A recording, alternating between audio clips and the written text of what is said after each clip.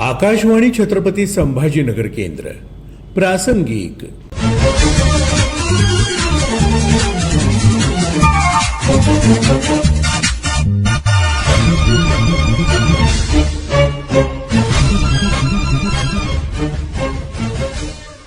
केंद्र सरकारनं जीएसटी अर्थात वस्तू आणि सेवा कर कायदा लागू करून आज 9 वर्ष पूर्ण होत आहेत. या कालावधीत उद्योग, व्यापार आणि इतर क्षेत्रात तसंच नागरिकांच्या जीवनातही आमूलाग्र बदल झाले. आज प्रासंगिक या सदरात या बदलांबाबत तज्ज्ञांनी दिलेली माहिती आपण जाणून घेऊया. छत्रपती संभाजीनगर इथले अतिरिक्त जीएसटी सह आयुक्त अभिजित राऊत यांनी जीएसटी कर प्रणाली तसंच या कर प्रणालीमुळे झालेल्या बदलांबाबत माहिती दिली. जीएसटीच्या 9 वर्षांच्या प्रवासाचा आढावा घेताना सह आयुक्त राऊत म्हणाले, 1 जुलै 2017 हा दिवस भारतीय आर्थिक इतिहासातील एक महत्वाचा मैलाचा दगड ठरला आहे. याच दिवशी देशभरात वस्तू व सेवा कर अर्थात goods and services tax GST लागू झाला. यामुळे भारताच्या अप्रत्यक्ष कर व्यवस्थेत एक ऐतिहासिक परिवर्तन घडून आले. केंद्र आणि राज्य सरकारांकडून आकारल्या जाणारे विविध अप्रत्यक्ष कर हे एका व्यवस्थेमध्ये विलीन झालेत आणि एक देश एक कर एक बाजारपेठ अर्थात one nation one tax one market ही संकल्पना प्रत्यक्षात उतरली. गेल्या 9 वर्षांमध्ये जीएसटीने केवळ कर सुधारणा घडवून आणली नाही तर भारताच्या आर्थिक व्यवस्थेला अधिक पारदर्शक, आधुनिक, तंत्रज्ञानावर आधारित आणि विश्वासार्ह बनवण्याचे महत्वाचे कार्य केले आहे. सशक्त कर प्रणाली सशक्त राष्ट्र ही संकल्पना आज जीएसटीच्या यशस्वी वाटचालीमुळे अधिक व्यापक आणि अर्थपूर्ण स्वरूपात अनुभवास येत आहे. जीएसटी पूर्वी भारतातील अप्रत्यक्ष कर प्रणाली अनेक कर, वेगवेगळे नियम आणि राज्यनिहाय बदलणाऱ्या प्रक्रियांमुळे गुंतागुंतीची बनली होती. केंद्रीय उत्पादन शुल्क, सेवा कर, मूल्यवर्धित कर किंवा व्हॅट, केंद्रीय विक्री कर, ऑक्ट्रॉय, प्रवेश कर आणि इतर अनेक अशा करांमुळे उद्योग व्यवसायांना मोठ्या प्रमाणावर प्रशासकीय अडचणींचा सामना करावा लागत होता. राज्याच्या सीमांवर होणारा विलंब, कागदपत्रांची पूर्तता आणि विविध करांचा भार यामुळे व्यापाराचा वेग कमी होत असे.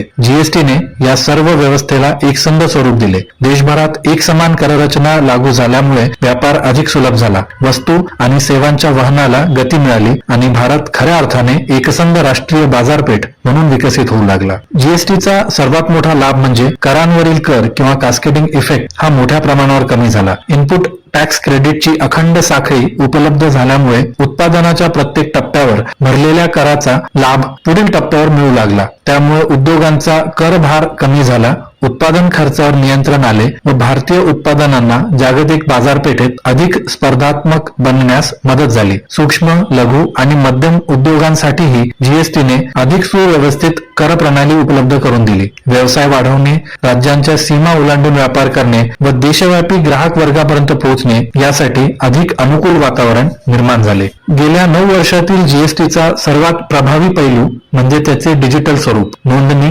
रिटर्न भरणे, कर भरणा, परतावा, ई-वे बिल आणि ई-इनव्हॉइस अशा विविध प्रक्रिया या ऑनलाईन स्वरूपाने goods and services tax network अर्थात जीएसटीएनच्या माध्यमातून उपलब्ध झाल्या आहेत. यामुळे कर प्रशासनात पारदर्शकता आली व कार्यक्षमता वाढीस लागली. मानवी हस्तक्षेप कमी झाल्यामुळे प्रक्रियांना गती मिळाली आणि व्यवसायांसाठी अनुपालन अधिक सुलभ झाले. Data analytics and artificial intelligence अर्थात डेटाचे विश्लेषण आणि कृत्रिम बुद्धिमत्ता यांचा वापर करून आगामी काळामध्ये कर चुकवेगिरीवर अधिक प्रभावी नियंत्रण ठेवण्यासाठी मदत होणार आहे. जोखीम विश्लेषणाचा वापर करून कर चुकवेगिरीला आळा घालण्याची क्षमता आता प्रशासनाला प्राप्त झाली आहे. यामुळे प्रामाणिक करदात्यांना अधिक सुलभ सेवा मिळत असताना कर व्यवस्थेवरील विश्वासही दृढ होत आहे. जीएसटीमुळे देशातील कर आधार अर्थात टॅक्स बेस हा सातत्याने विस्तारला आहे. पूर्वी कर जाळ्याबाहेर असलेल्या अनेक व्यवसायांनी औपचारिक अर्थव्यवस्थेत आता प्रवेश केला आहे. डिजिटल व्यवहारांना चालना मिळाल्याने आर्थिक व्यवहार अधिक पारदर्शक झाले आहेत आणि कर अनुपालनाची संस्कृती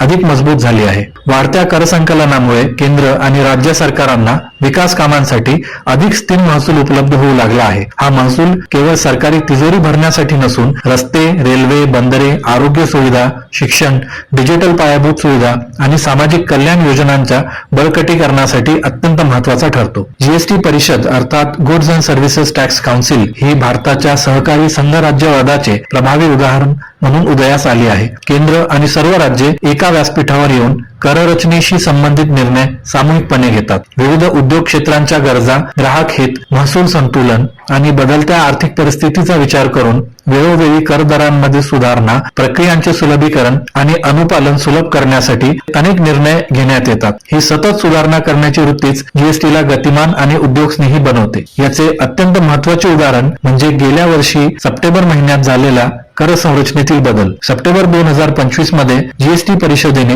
करांची संरचना बदलली व ती अधिक सुलभ केली. यामुळे व्यावसायिकांना कर प्रणालीत सुलभता येऊन मदत झाली. त्याचप्रमाणे ग्राहकांना किमती कमी झाल्यामुळे त्याचा थेट फायदा मिळाला. गेल्या 9 वर्षात जीएसटीने व्यवसाय करण्याच्या सुलभतेत अर्थात ईज ऑफ डुईंग बिझनेस यामध्ये महत्वाचे योगदान दिले आहे. देशातील विविध राज्यांमध्ये व्यवसाय विस्तारताना कररचनेतील भिन्नतेमुळे निर्माण होणारे अडथळे आता दूर झाले आहेत. लॉजिस्टिक्स क्षेत्र अधिक कार्यक्षम झाले आहे, वाहतुकीचा वेळ कमी झाला आणि पुरवठा साखळी अधिक सक्षम बनली आहे. याचा थेट लाभ उद्योग, व्यापारी, ग्राहक आणि एकूणच भारतीय अर्थव्यवस्थेला झाला. जागतिक गुंतवणूकदारांसाठीही भारतातील अर्थव्यवस्था आता अधिक स्पष्ट, स्थिर आणि विश्वासार्ह बनली आहे.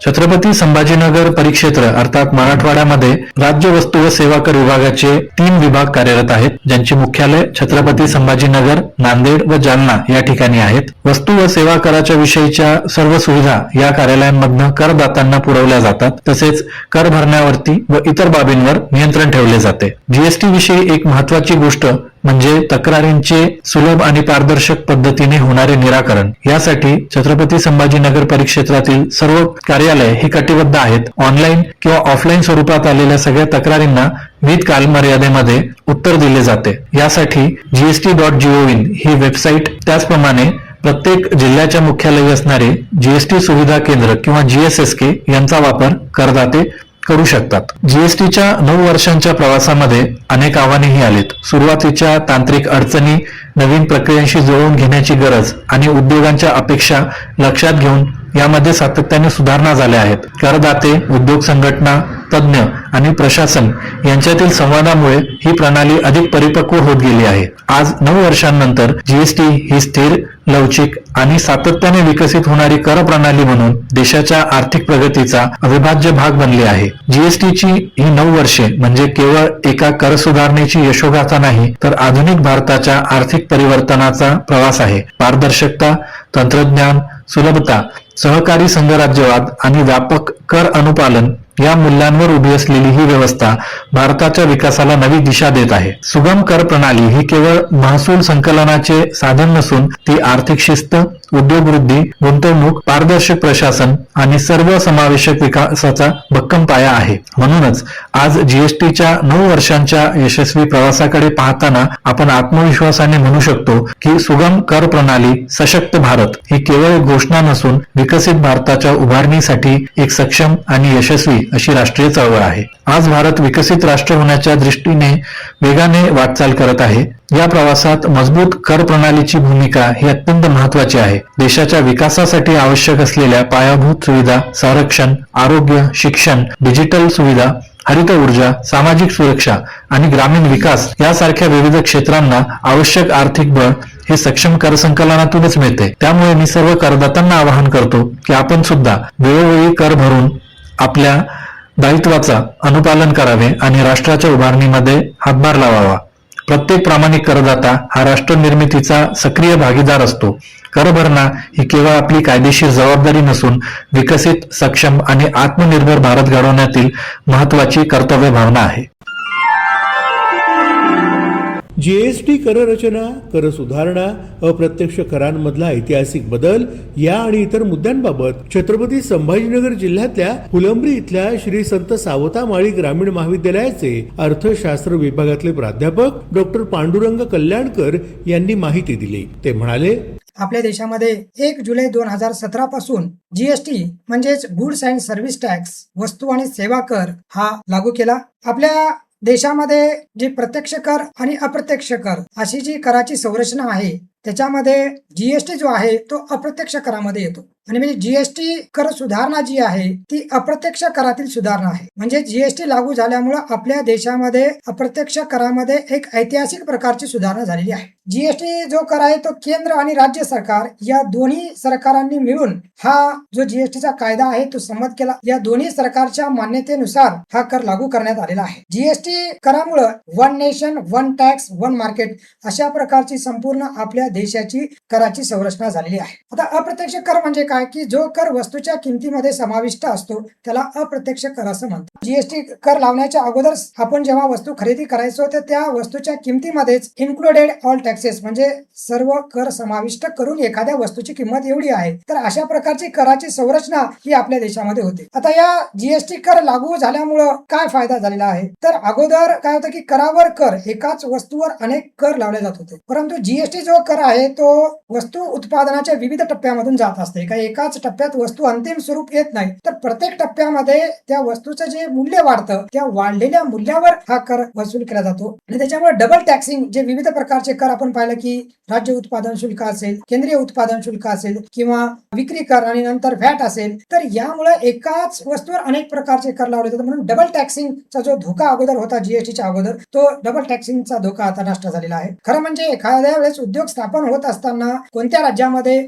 जास्त प्रकारच्या आधारभूत संरचना आहेत त्या राज्यामध्ये उद्योग स्थापन होणे हे देश हितासाठी गरजेचं आहे आणि त्यामुळं त्या वस्तूचा उत्पादनाचा खर्च सुद्धा कमी येत होता. परंतु हे राज्य सरकार एखाद्या राज्यातील उद्योग आपल्याकडे वळवण्यासाठी आपल्या कराचे दर कमी करत होते आणि त्यामुळं विविध राज्यांमध्ये वेगवेगळ्या दराने कर वसुली केले जाते. परंतु जीएसटी लागू केल्यामुळे एक राष्ट्र एक कर आणि म्हणून विविध राज्यांमध्ये करांच्या दरामध्ये असमानता होती. ती कराच्या दरातील असमानता नष्ट होऊन एक समानता त्याच्यामुळे आली आहे. म्हणून एक राष्ट्र एक कर आणि याच्यामुळे जी स्पर्धा आहे ती चांगल्या प्रकारची स्पर्धा आपल्या सुरू राज्यांमध्ये झाली आहे की आपल्या इथलं आधारभूत संरचना वाढवा आणि उद्योग आकर्षित करा. दुसरी बाब की अगोदर कराच्या प्रणालीमध्ये विविध प्रकारचे कर असल्यामुळे कर प्रणालीमध्ये सुलभता नव्हती. परंतु जीएसटी आल्यामुळे काय झालं की कर प्रणालीमध्ये एक प्रकारची सुलभता आलेली आहे. आता जे लहान उद्योग आहेत या लहान उद्योगांना कम्पेन्सेशन आहे. म्हणजे एखाद्या विशिष्ट मर्यादेच्या खाली जर उलाढाल असेल तर आपल्याला त्या व्यावसायिकांना किंवा उद्योगांना याच्यामधून सूट असल्यामुळं हे जे लहान उद्योग आहेत या लहान उद्योगांना याचा फायदा होणार आहे की बाबा 10 लाख रुपयापेक्षा त्याची उलाढाल कमी आहे तर त्या 10 लाख रुपयापेक्षा जर कमी उलाढाल असेल तर त्यांना या करामधून सूट असल्यामुळं या लहान उद्योगाच्या विकासाला त्याच्यामुळं आपोआपच चालना मिळालेली आहे. आणि दुसरी बाब अशी आहे की बाबा इनपुट टॅक्स क्रेडिट आहे. इनपुट टॅक्स क्रेडिट म्हणजे अगोदर आपण जो कच्चा माल खरेदी केलेला आहे त्या कच्च्या मालाच्या खरेदीवर किती कर भरला आणि मग तुमची अंतिम वस्तू किती रुपयाची झाली तर त्या कच्च्या मालावर जो कर भरलाय त्याला सूट मिळणार असल्यामुळं ह्या उद्योगांचा किंवा व्यावसायिकांचा याच्यामध्ये फायदा आहे. दुसरी बाब याच्यामध्ये पारदर्शकता आहे. आपल्याला जर इनपुट टॅक्स क्रेडिट घ्यायचं झालं तर आपण जी वस्तू खरेदी केलेली आहे ती त्यांना दाखवावी लागेल आणि त्याच्यामुळं जे अगोदर कराच्या जाळ्यामधून किंवा कराच्या बेसमधून टॅक्स बेस असं आपण त्याला जाळा म्हणण्याच्या ऐवजी टॅक्स बेस असं आपण त्याला म्हणूयात की टॅक्स बेसच्या बाहेर काही लोक राहत होते. जीएसटी आल्यामुळं आपल्याला सुद्धा इनपुट क्रेडिटचा फायदा झाला पाहिजे असं जे उद्योजकांना लहान उद्योजकांना सुद्धा वाटू लागलं तर ते इनपुट क्रेडिटचा फायदा घेण्यासाठी मग या जीएसटीची नोंदणी करू लागले आणि म्हणून हे कराचं जाळं विस्तीर्ण झाले आहे. आणि दुसरी बाब म्हणजे या करामध्ये काय आलेली आहे पारदर्शकता सुद्धा आलेली आहे. आता काय की आपल्या देशामध्ये प्रत्यक्ष कर भरणाऱ्यांची संख्या कमी आहे आणि मग सरकारला जर आपल्याला महसूल जमा करायचा असेल तर अप्रत्यक्ष कर हे एक दुसरं साधन आहे. जीएसटी हा अप्रत्यक्ष कर आहे. प्रत्येक व्यक्तीला वस्तू आणि सेवाचा उपभोग घ्यावा लागतो आणि म्हणून जास्तीत जास्त लोकांना कराच्या बेसमध्ये आणण्यासाठी कराच्या जाळ्यामध्ये आणण्यासाठी हा अप्रत्यक्ष कर असणं गरजेचं आहे. आणि त्याच्यामध्ये पारदर्शकता कशी आहे की बाबा आपण एखादी विशिष्ट वस्तू जर खरेदी केली आता तर त्याच्या बिलामध्ये जीएसटी किती आपल्याला लागला हे आपल्याला स्पष्ट दिसतं. आपण जी वस्तू खरेदी केली त्याच्यातून केंद्र सरकारला किती महसूल मिळणार आहे, राज्याला किती महसूल मिळणार आहे हे सुद्धा टॅक्स पेयरला कळतं आणि त्याच्यामुळे एक प्रकारची पारदर्शकता याच्यामध्ये आली आणि त्याला सुद्धा अभिमान वाटतोय की आपण सुद्धा सरकारला कर भरला आहे. जीएसटी अर्थात वस्तू आणि सेवा कर प्रणालीच्या 9 वर्षांच्या कालावधीत उद्योग, व्यापार आणि इतर क्षेत्रात तसंच नागरिकांच्या जीवनात झालेल्या आमूलाग्र बदलांबाबत तज्ज्ञांनी दिलेली माहिती प्रासंगिक या सदरात आताच आपण ऐकलीत. हा कार्यक्रम आकाशवाणी छत्रपती संभाजीनगर केंद्राच्या प्रादेशिक वृत्त विभागानं सादर केला. सादरकर्ते समरजित ठाकूर, निर्मिती सहाय्य धनंजय ब्रह्मपूरकर.